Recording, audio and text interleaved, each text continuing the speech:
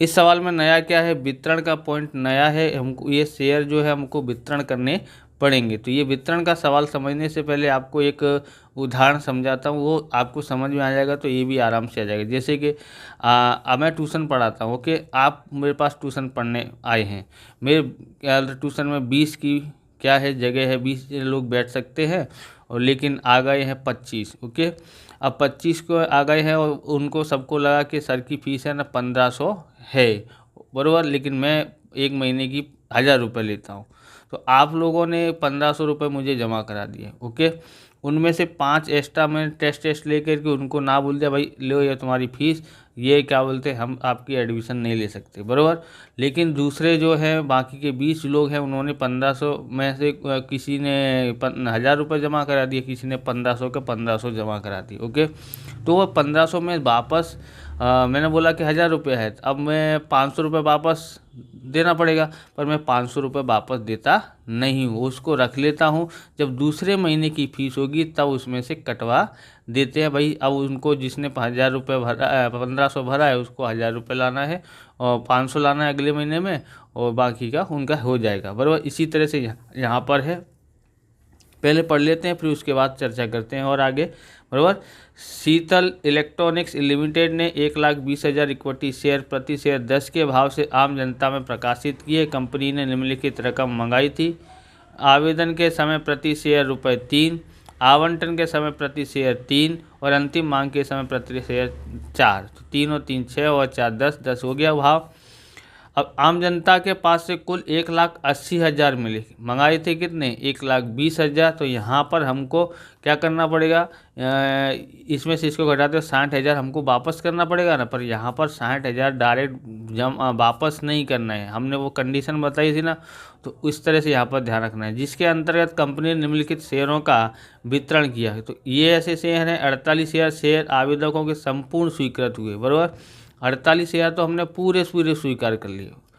36,000 है जो शेयर आवेदकों के एक भी शेयर स्वीकृत नहीं किए थे, यानी ये 36,000 ऐसे लोग हैं जिनके एक भी शेयर मंजूर नहीं किए, उनको 36 के 36 को निकाल दिया भाई आप हम आपके एक भी शेयर मंजूर करते नहीं है, तो उनको हम लोग पूरा कीमत बैंक खाते करके वापस कर देते। तो वो है। अब यहाँ पर 96,000 शेयर आवेदकों में से 72,000 शेयर स्वीकृत किए, यानी ये चीज़ ऐसी है, इसको ही ध्यान रखना है, बराबर। यही पॉइंट है समझने के लिए।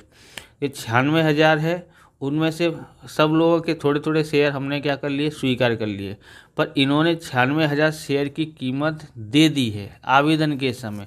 तो इनको हम लोग वापस नहीं करेंगे, हम लोग क्या करेंगे, नेक्स्ट मांग होगी आवंटन की, उसमें हम लोग एडजस्ट कर लेंगे। मतलब कितने शेयर हैं ज़्यादा, जो 96,000 में से 72,000 घटाते हैं तो 24,000 होता है। 24,000 की कीमत हम लोग क्या करेंगे, आवंटित में से घटाएंगे और हम लोग एंट्री करेंगे। कहाँ एंट्री करेंगे इस बार, तो जहाँ पर हम लोग वापस करते थे शेयर उस जगह पर करेंगे, और जहाँ करते थे उस जगह पर हम लोग कम, उतनी कीमत कम लगाएंगे। तो सवाल समझोगे करोगे तो आपको समझ में ज़्यादा आएगा। तो यहाँ से वितरण वाले सवाल चालू होते हैं, थोड़े प्रैक्टिस करोगे तो आराम से आ जाएगा, क्योंकि ये नया पॉइंट है इसलिए आपको थोड़ा तकलीफ पड़े, जितना आ जाए उतना सीख लेना, बराबर। नेक्स्ट सवाल और सीखेंगे तो आपको 1-2 सवाल करोगे तो आ जाएगा।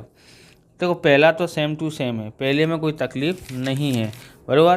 क्या आएगा, बैंक खाते, बैंक खाता उधार, बैंक खाता उधार।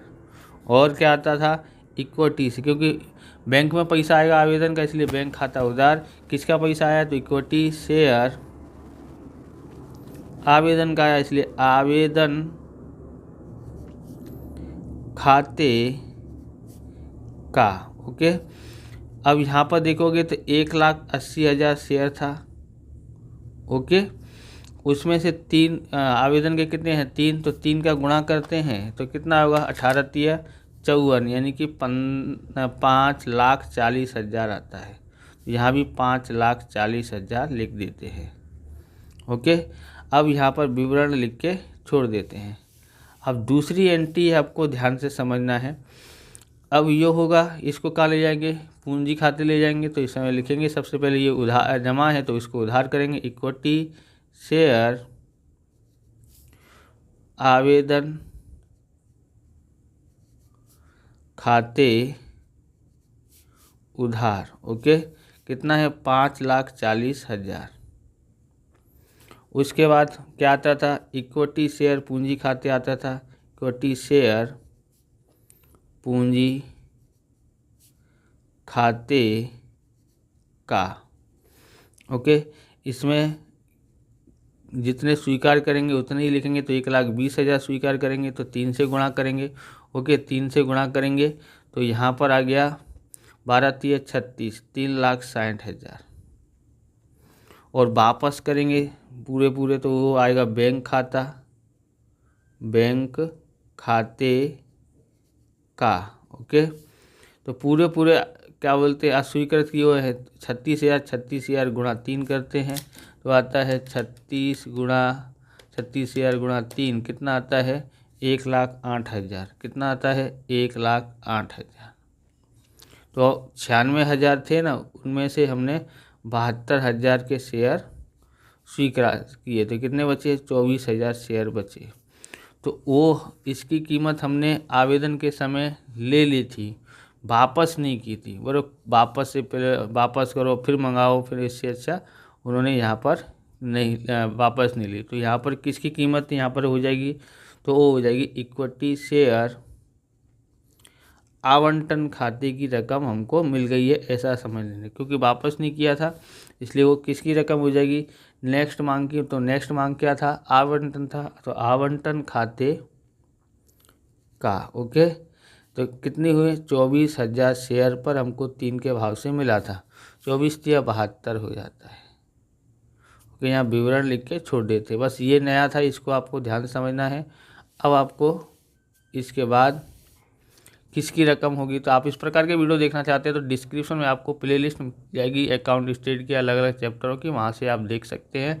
चैनल नए हो तो चैनल को सब्सक्राइब करना, क्योंकि हम इस प्रकार की वीडियो आपके लिए बनाते रहते हैं। लाइक और शेयर दबा के कीजिए। लाइक करने के बाद आपको हाई बटन दिखाई दे तो आप हाई भी कर दीजिएगा। आगे देखते हैं तीसरी, आवंटन की रकम मंगानी हुई तो क्या बोलेंगे? जिसकी मंगानी हुई तो उसको उधार करते हैं। तो किसकी रकम मंगानी है? इक्विटी शेयर आवंटन खाता उधार। ओके, इक्विटी शेयर पूंजी खाते जमा आएगा, इक्विटी शेयर पूंजी खाते का। ओके, अब यहाँ पर मंगाना हुआ तो पूरे पूरे मंगाएंगे ना, बराबर। तो 3,60,000 आता है कैसे? 1,20,000 शेयर के ऊपर 3 के भाव से। ओके, आवंटन की कीमत भी 3 है, इसलिए 3,60,000 मंगाएंगे। और यहाँ भी कितना आ जाएगा? 3,60,000। ओके, विवरण लिख के छोड़ दो। अब चौथी एंट्री में पैसे आएंगे आवंटन के, आवंटित के आएंगे तो लिखेंगे क्या? तो बैंक खाता उधार। ओके, बैंक खाता उधार। और क्या आता है? इक्विटी शेयर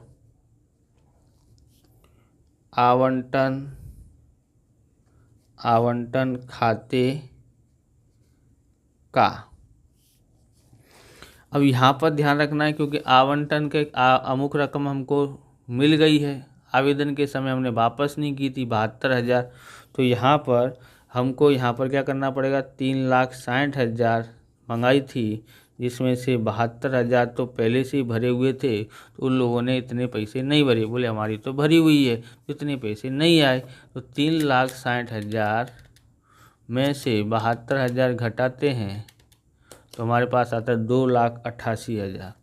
तो 2,88,000 रुपये आएंगे, 2,88,000। ओके, विवरण लिख के छोड़ दो। बस इतनी सी है यहाँ पर, यहाँ और यहाँ ही ध्यान रखना था, बाकी का सब हो गया।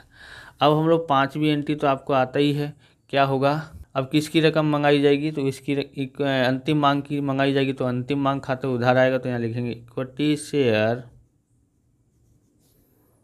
अंतिम मांग खाता उधार और इक्विटी शेयर पूंजी खाता आएगा इक्विटी शेयर पूंजी खाते का।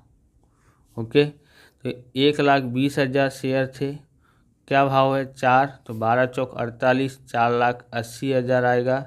यहाँ भी 4,80,000 आ जाता है। ओके, विवरण लिख के छोड़ देते हैं।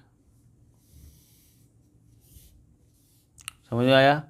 अब यहाँ पर पैसे आएंगे तो बैंक से आएंगे, तो बैंक खाता उधार।